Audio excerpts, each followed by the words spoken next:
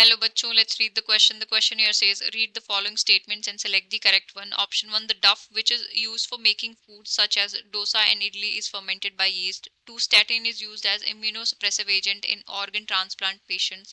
3, some microbes produce chemical substances that can kill or retard the growth of all disease causing microbes. 4, the flocks, a mesh-like structure formed by the association of biomasses of bacteria with fungal filaments, reduces BOD. So for this question our key concept would be, हमारा key concept होगा regarding the different uses of microbes. We can write here uses of microbes in different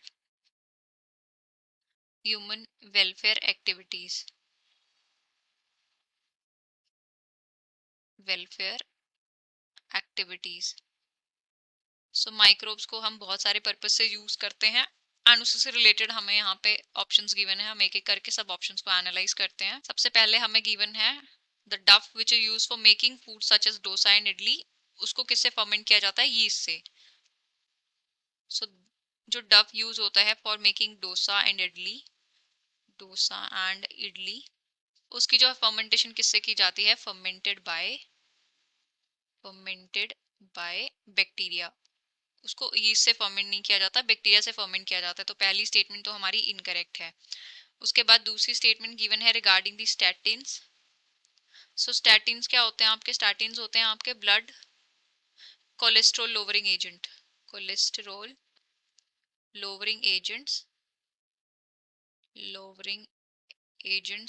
and इनकी formation में help करती है एक yeast which is मोनेस्कस परप्यूरस.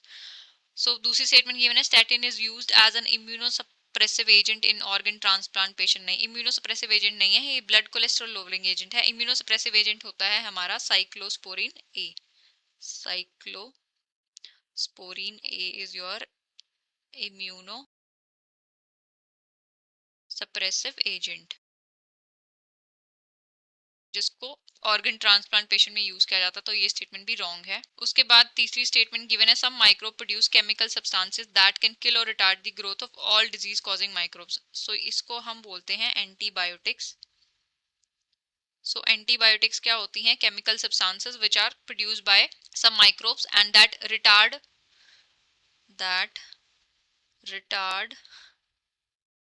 और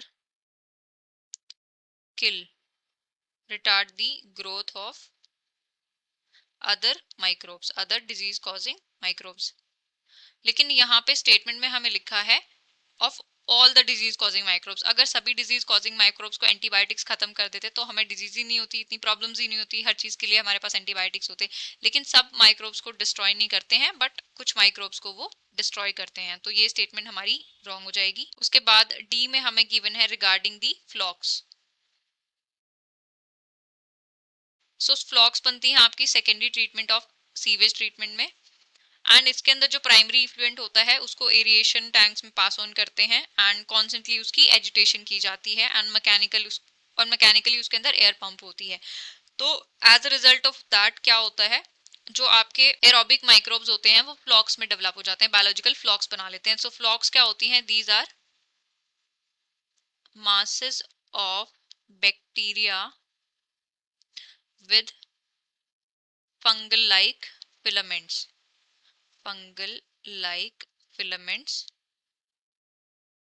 और ये क्या बना लेते हैं? मैश लाइक स्ट्रक्चर्स बनाते हैं. मैश लाइक स्ट्रक्चर्स दोनों मिलके मैश फॉर्म कर देते हैं. एंड बायोलॉजिकल फ्लॉक्स जो है फर्दर क्या करते हैं? जो भी ऑर्गेनिक मैटर प्रेजेंट होता है उसको जो है फर्दर डिकम्पोज करते हैं एंड जिसकी वजह से क्या होता है? बीओडी डिक्रीज हो जाती है. बायोलॉजिकल ऑक्सीजन डिमांड जो है डिक्रीज हो जाएगी, उसमें से ऑर्गेनिक मैटर जो है कम होता जाएगा तो बीओडी ऑटोमेटिकली डिक्रीज हो जाएगी. तो फोर्थ स्टेटमेंट में गिवन था the flocs mesh like structure formed by the association of masses of bacteria with fungal reduces BOD. तो ये स्टेटमेंट हमारी सही है. तो हमें करेक्ट स्टेटमेंट को आइडेंटिफाई करना था, तो हमारी स्टेटमेंट है option number 4. So this was the explanation for the question. I hope you have understood it well. Best of luck and thank you.